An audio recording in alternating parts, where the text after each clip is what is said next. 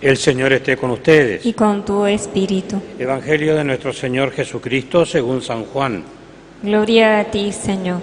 Jesús llegó a una ciudad de Samaria llamada Sicar, cerca de las tierras que Jacob había dado a su hijo José. Allí se encuentra el pozo de Jacob. Jesús, fatigado del camino, se sentó junto al pozo y era la hora del mediodía. Una mujer de Samaria fue a sacar agua y Jesús le dijo: «Dame de beber». Sus discípulos habían ido a la ciudad a comprar alimentos. La samaritana le respondió: «¿Cómo? Tú que eres judío, ¿me pides de beber a mí, que soy samaritana?». Los judíos, en efecto, no se trataban con los samaritanos. Jesús les respondió: «Si conocieras el don de Dios y quién es el que te dice, dame de beber, tú misma se lo hubieras pedido y él te habría dado agua viva». «Señor», le dijo ella, «no tienes nada para sacar el agua y el pozo es profundo. ¿De dónde sacas esa agua viva? ¿Eres acaso más grande que nuestro padre Jacob, que nos ha dado este pozo, donde bebió él lo mismo que sus hijos y sus animales?». Jesús le respondió: «El que beba esta agua tendrá nuevamente sed, pero el que beba del agua que yo le daré nunca más volverá a tener sed. El agua que yo le daré se convertirá en él en manantial que brotará hasta la vida eterna».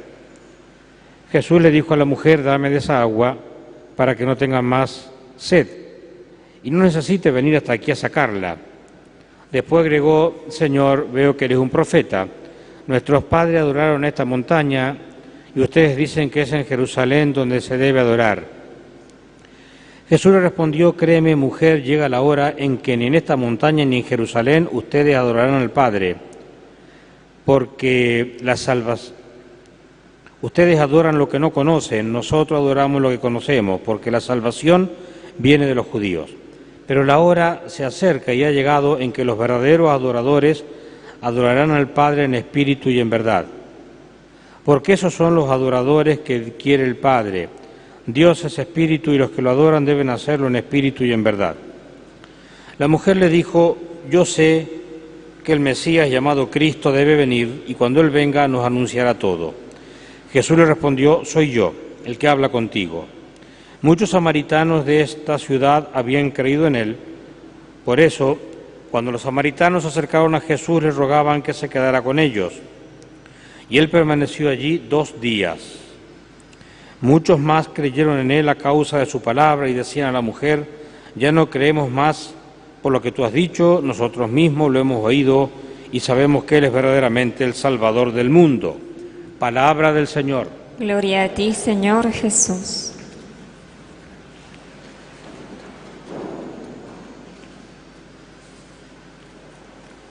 Queridos hermanos, todo el contexto de la Cuaresma está enmarcado en el desierto, algo que, bueno, quizás no tenemos mucha experiencia del desierto, o quizás sí tenemos experiencia de algunos lugares pocos poblados, o que sí que no hay nada, pero bueno, no es necesariamente el desierto que nosotros conocemos, estos tipos de desierto de aquella zona que no hay nada.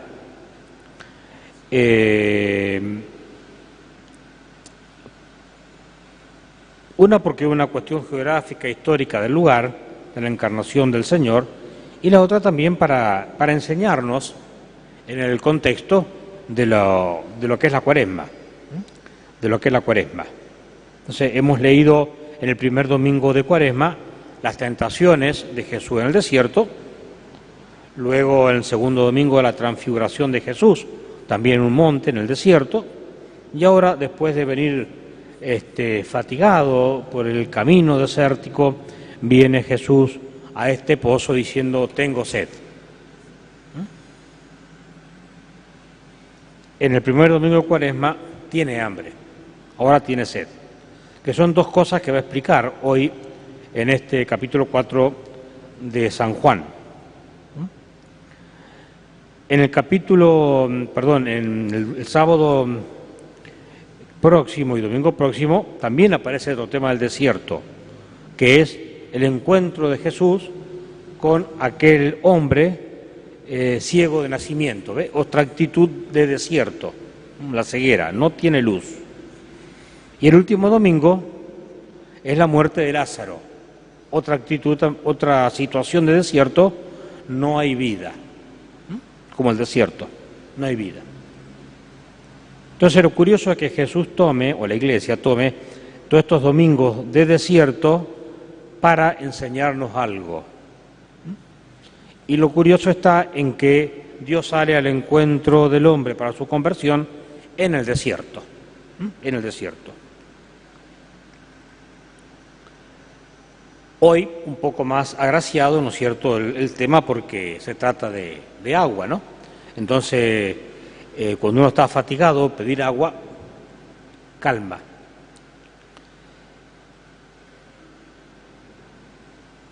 En primer lugar, la vida de desierto no tenemos que tomarla como algo negativo, ausencia de todo.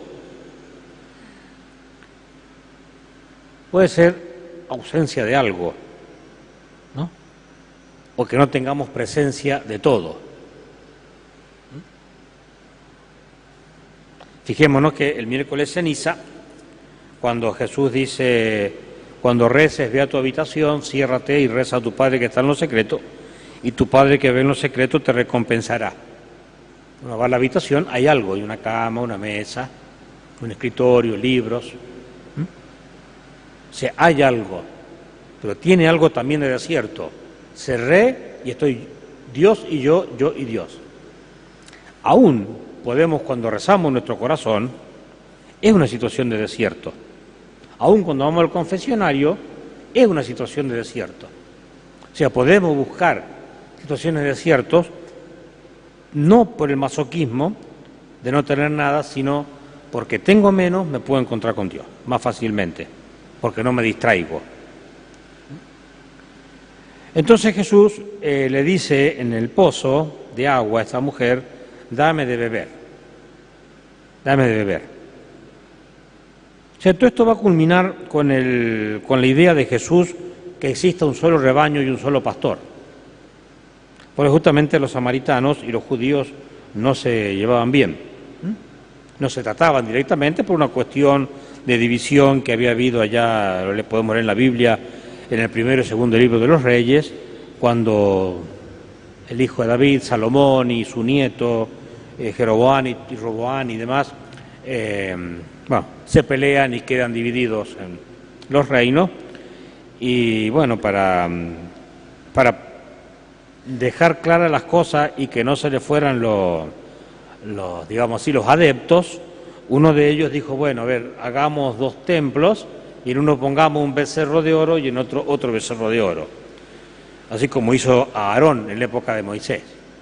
Y dijo, bueno, tú eres Yahvé Dios que nos sacó de Egipto, lo mismo que en el caso de Aarón.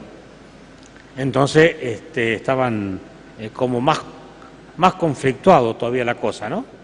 Más conflictuado. Entonces Jesús, fíjense, Él quiere llegar a algo profundo, sobrenatural, pero empieza por algo natural. Tengo sed. Uno puede decir, Jesús era cómodo, ¿por qué no sacó Él? No tenía con qué sacar. Acá dice que la mujer venía a sacar agua. Entonces, obviamente le pide, está muy lógico eso. Jesús pide de beber porque está cansado, como tuvo hambre en el desierto.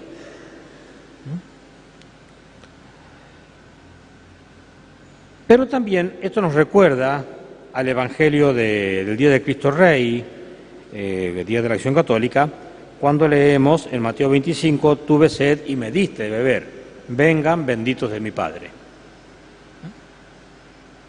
Es una obra de misericordia. O sea, no es poca cosa. Tuve sed y me diste de beber, o tuve sed y no me diste de beber. Entonces, esto que es muy rudimentario, pedir un vaso de agua, que como dice el dicho, no se le niega a nadie, pero hay un trasfondo. ¿Qué significa el agua aquí? Justamente el Espíritu Santo. Y es lo que tenemos que pedir constantemente. Ven, Espíritu Santo, y llena los corazones de tus fieles, enciende en ellos el fuego de tu amor. El agua, el fuego, el trueno, el terremoto, la nube, simbolizan al Espíritu Santo. Simbolizan al Espíritu Santo, ¿no? Alguien puede decir, ¿quién pudiera estar en estos lugares para presenciar todo esto? Pero, sin embargo, nosotros, desde el bautismo, tenemos en nuestro corazón, acá, en nuestro corazón, al Padre, el Hijo y el Espíritu Santo. O sea, no hace falta ir al Tabor, como en la Transfiguración, para escuchar la voz del Padre, sino que la tenemos aquí en la Biblia y la tenemos acá, ¿no? Este es mi Hijo muy amado, escúchenlo, o sea, leamos la Biblia. Entonces, en nuestra oración debo pedir a Dios agua, o sea, ven Espíritu Santo. Luego aparece otro tema que es interesante, que le toca a Jesús a la mujer, porque en la Cuaresma sabemos que es un tiempo de conversión, entonces Jesús va como un relojito tocando todos los numeritos de la hora, entonces llega el tema de la vocación de esta persona y le dice, ve y llama a tu esposo. Dice, no tengo esposo, y Jesús le dice, tienes razón, porque has tenido 5. Y el que tienes ahora no es tu esposo. O sea, la llama a la conversión, es decir, a organizar su vida, a blanquear su situación, ¿no? Blanquear su situación. Porque no entendamos el tema vocacional por algo referido al cura o a la monja, sino a todos nosotros, ¿a qué nos ha llamado? O sea, ¿qué es lo que tenemos que blanquear? ¿Qué esposo o esposa además tenemos?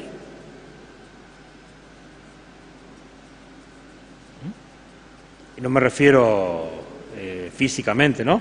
Sino así figurativamente. ¿Qué es lo que tengo de más? ¿No es cierto? Que me interfiere a que yo pueda acercarme, ¿no es cierto?, a Dios. A Dios. ¿Qué estoy teniendo que no debo tener? Aunque no sea malo. Si yo tuviera 3 autos, no sería malo, pero no tendría sentido. Ni siquiera uno, en el caso mío. Entonces, ve, ahí tendría que, ¿no es cierto?, sacarme esas alianzas.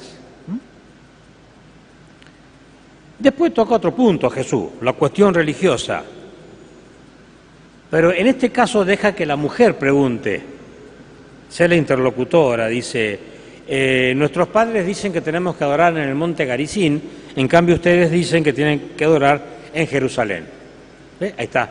La división del pueblo, de las 12 tribus de Jacob. ¿Por qué Jesús lo plantea ahí? Porque el pozo es de Jacob y la división era de las tribus de Jacob. Entonces Jesús está ahí como para decir, el Espíritu Santo que es agua une. Quiero que se unan los pueblos. Cuando las tribus, cuando nosotros lleguemos a Pentecostés, vamos a explicar que el Espíritu Santo como agua es el ejemplo de la señora que hace la masa, que tiene la harina, echa el agua, y son muchos granos de trigo, ¿cierto?, que están allí en polvo, y el agua los une. Entonces Jesús está en el pozo de Jacob para unir lo que un día estaba unido, lo que estaba unido. Por eso algunos dicen que esa división fue como otro pecado original, porque eso no fue lo que pensó Dios ni Jacob. Jacob tenían los 12 hijos, pero ayer leíamos en el Evangelio, en la misa, que habían celos entre los hermanos, entre las tribus. Fíjense en qué terminan todos estos celos, en dividir y decir, bueno, este becerrito de oro es Dios. O sea, se fueron mal. Entonces, la mujer dice dónde hay que adorar, y Jesús le cambia el bochín. No le dice dónde, le dice, mujer, el tema no es dónde, sino cómo hay que adorar. Pues yo puedo rezar acá en la iglesia, puedo rezar en el patio, Ustedes pueden rezar en su casa, ¿cierto? El padre Héctor reza en la plaza. Cada uno puede rezar donde quiera, en el colectivo, en el avión, si tiene plata, ¿no?, para viajar. Pero el tema es lo que Jesús le dice, ¿cómo? Ahí está el tema. ¿Dónde? ¿Por qué lugar? ¿Cómo? En espíritu y en verdad. Y se refiere al Espíritu Santo, no espiritualistamente, sino en espíritu y en verdad.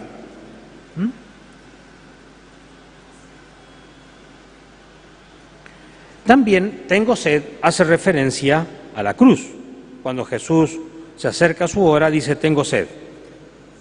Esa hora que cuando en Caná de Galilea tiene todas las 6 tinajas llenas de agua y su madre le dice no tienen vino, le dice no ha llegado mi hora, y tenía las 6 tinajas. Cuando llega su hora no tenía nada y pide agua, tengo sed. Fíjense la contraposición comparativa, ¿no? Y del agua pasa a la comida. Mi comida es hacer la voluntad de mi Padre. O sea, algo que tiene que ver ahí con la palabra obediencia. Jesús se anonadó, siendo Dios, no tuvo en consideración eso, sino que se hizo igual a nosotros en todo menos en el pecado. Hizo todo lo que el Padre le pidió. Y agrega, no solo de pan vive el hombre, sino de toda palabra que sale de la boca de Dios. Entonces, ante la tentación, la respuesta está en la palabra de Dios. No obstante, el Concilio Vaticano II, en la Gaudium et Spes número 22, un documento sobre el diálogo de la Iglesia con el mundo, dice que la respuesta a los interrogantes nuestros está justamente en la persona de Jesucristo. Esa es la respuesta. El que es verdadero Dios y verdadero hombre. Entonces la mujer salió corriendo y fue a decirle a los vecinos, he encontrado un profeta que me ha dicho todo lo que yo hice, no será el Mesías. Y acá se cumple también lo del profeta Isaías, donde dice, oyendo no escuchen. Porque Jesús le ha dicho, yo soy el Mesías. Y Abel dice, no será el Mesías, se lo acababa de decir. Es la emoción quizás, ¿no? Entonces la gente cree, tiene fe, por lo que la mujer dice. Cuando el pueblo viene y está con Jesús, ya no le hace falta el intermediario, están con Jesús. Por eso es bueno siempre, todos los que seamos intermediarios, de ahí viene el tema de la administración, de los ministros, etcétera, etcétera, o el pontificado, entre nosotros y Dios, para que el pueblo se acerque a Dios. Como dice Juan Bautista, ahora yo desaparezco y tú tienes que ascender. Entonces, el ministerio nuestro de pontificado es ese. Todos somos sacerdotes, profetas y pastores por el bautismo. Y entonces somos los mediadores, para que el pueblo se acerque a Dios, que está ansioso de nosotros. Por eso, San Agustín dice, esta sed que tiene, ¿no es cierto?, Jesús, no es solamente una sed porque había caminado, tenía sed de la fe de la mujer y de la fe del pueblo. Nada más que Jesús hace todo un rodeo histórico, religioso, político y demás, para que esta pobre señora, que a lo mejor buenamente era una ama de casa que venía a sacar agua, se llevó esta sorpresa de todo lo que le dijo Jesús. Entonces, el proceso de conversión, el encuentro de Jesús con la mujer es un proceso de conversión. Entonces, fíjense, Jesús empieza por lo elemental, tengo sed, y llega a algo grande, la fe. Creo en Dios en quien no veo. ¿Quién es? Yo, el que te hablo, le dirá Jesús. Por eso nosotros en esta Cuaresma también nos encontramos con Jesús y tendremos algo que en un proceso de conversión, algo a lo mejor que cambiar. Yo también. Y no es fácil. Por eso no nos desesperancemos. Nosotros predicamos porque hay que predicar esto, pero no nos desesperancemos si las cosas no nos van saliendo. Porque el tiempo, o sea, la conversión no termina el Viernes Santo. Algunos la empiezan el Viernes Santo, porque Dios llama a distintos horarios. Entonces, no se preocupen, ocúpense, o ocupémonos. Entonces Jesús ofrece para la sed un don del Padre, el Espíritu Santo, que es el amor del Padre al Hijo y del Hijo al Padre. Es un agua que no podemos poner en una botella, que en el Evangelio del domingo pasado apareció como una nube. Pero aparece un par de cositas, que es lo del Salmo 94, no endurezcan el corazón. Porque esta mujer, fíjense que no lo endurece. Al contrario, esta mujer va respondiendo de algo a todo y el pueblo cree por medio de ella. Y ella podría haber dicho, no, a ver, yo no te conozco, a ver, paremos, mostrarme los documentos, como hace la policía caminera, y no, creyó. Entonces el Salmo 94 dice, no endurezcan el corazón. Fíjese, mucho tiempo antes de que se rompieran el lazo de las 12 tribus, y el rey David proféticamente lo había anunciado, no endurezcan el corazón. Porque ya sabía lo que había pasado con David, que es con Moisés, que es la primera lectura de hoy. Y ahí en esa primera lectura se preguntan, ¿está Dios con nosotros o no? Porque tenemos sed. ¿Está Dios con nosotros o no? Porque tenemos hambre. Y Dios les dio pan, se hartaron del pan, les dio las codornices, se cansaron de las codornices, les dio agua, se cansaron del agua, se cansaban de todo. Se cansaban de todo, ¿no? Entonces, la pregunta última, y con esto terminamos, que Jesús va a hacer en Juan 6, posterior de todo esto, es cuando le multiplica los panes y todos contentos y empiezan a irse, porque no están de acuerdo con la doctrina de Jesús. Y entonces allí Jesús le dice a los apóstoles, ustedes también se quieren ir. Habían quedado de los 5.000 que habían comido pan, habían quedado los 12 apóstoles. Y Pedro dice, Señor, ¿a quién vamos a ir? Tú tienes palabras de vida eterna. Sabemos que eres el Mesías, el Santo de Dios. Pero sabemos que Pedro después lo traiciona. O sea, lo niega. Judas lo traiciona, los otros se escapan. Y queda Juan solo. O sea que se fueron 4.999 y quedó uno solo. No es fácil, no es fácil. Pero a esta pregunta, ¿está el Señor con nosotros? No, sí, está en medio nuestro. Está en medio nuestro. Quizás por ahí no nos dé la respuesta el día y la hora o lo que nosotros queramos, pero está. Tengamos fe, esperanza y caridad que Dios está en medio nuestro. Que así sea.